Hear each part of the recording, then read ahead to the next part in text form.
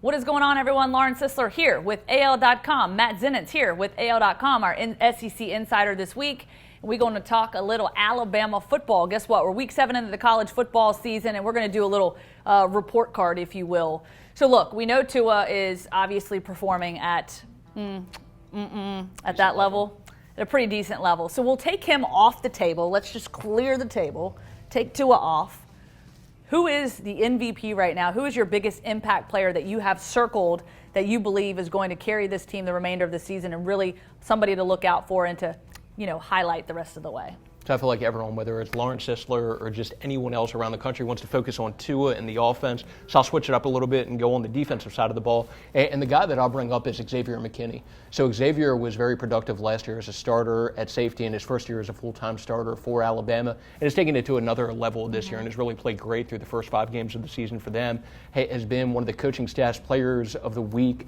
4 of the 5 weeks so far for them after 4 of the first 5 games. Before this past weekend, which was obviously a bye weekend for Alabama, was leading the SEC in tackles. And probably the biggest thing for me with Xavier is whenever I hear people talk about him, they describe him in essentially the same kind of way that they used to talk about Minkah Fitzpatrick, which is just a guy that's very serious about football and just great from a leadership standpoint and just carries himself like you would want somebody to as a leader on your football team, and has really made an impression with the coaching staff, and they've been very pleased with both his play and then also just the way he continues to go about his business as well.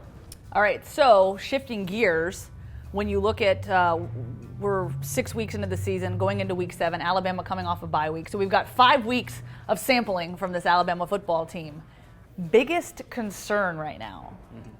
So I feel like I continue to rail on the punting, so I'm going to go away from that, even though the punting I would probably put at the top of the list of concerns. Yeah, for sure. Field position can be critical down the road, especially. And our guy Skylar DeLong, who over the course of the last 3 games, like we've talked about, has averaged all of 29.5 yards per punt, which is not a good number. It'll be interesting to see if they make a switch there as far as what they're doing as far as the punting. But what I'll go with for this is the front 7. So the numbers were what they were against Ole Miss, and Ole Miss ran for the number of yards that they did, which obviously is a concerning number for definitely. Nick Saban. And one of the interesting elements of this Texas A&M game for me is the fact you face a quarterback in Kellen Mond who, while he hasn't run a ton this year, I don't think he's run for more than any more than 35 yards in any individual game.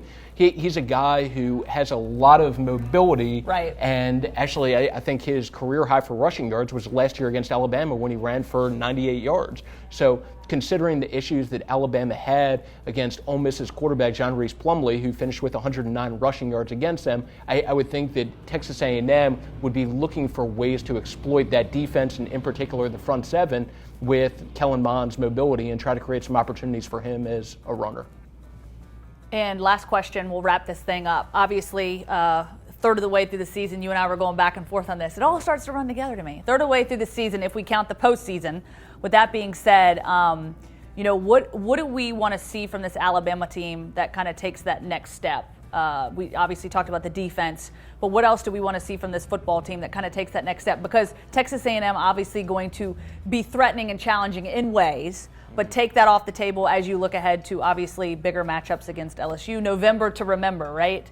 What is this Alabama team? What can they use in this football game to really kind of clean up and get ready for these big matchups that they're going to see in the month of November? So I have 3 potential changes and tweaks that immediately come to mind for me. So number 1, I'll say punting, and we've already talked about the punting enough that we don't need to really get into that anymore, and the reasoning for why I'm curious to see if there's a change that's made there.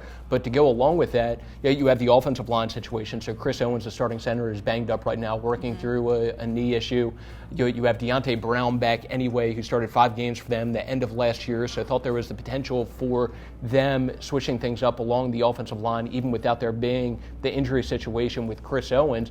And if Chris is out, then I think it could be a situation where it's similar to what you saw early in the year when Chris missed one of the early games, which was Landon Dickerson sliding in from right guard to play center, and then now with Deontay back, that you could have him step in and play right guard and then go from there. And then the other one that I'll be keeping an eye on, so you have Justin Aboigbe, freshman, four-star recruit who's been starting at defensive end since LeBron Ray went down, has started the last 2 games there. But then during the media viewing period on Monday for practice, you had another four-star freshman defensive end who was lining up with the first group, which is Byron Young, who's played a decent amount, even though he hasn't been starting, and actually had 4 tackles against Ole Miss. So it's just something else to keep an eye on going into this game.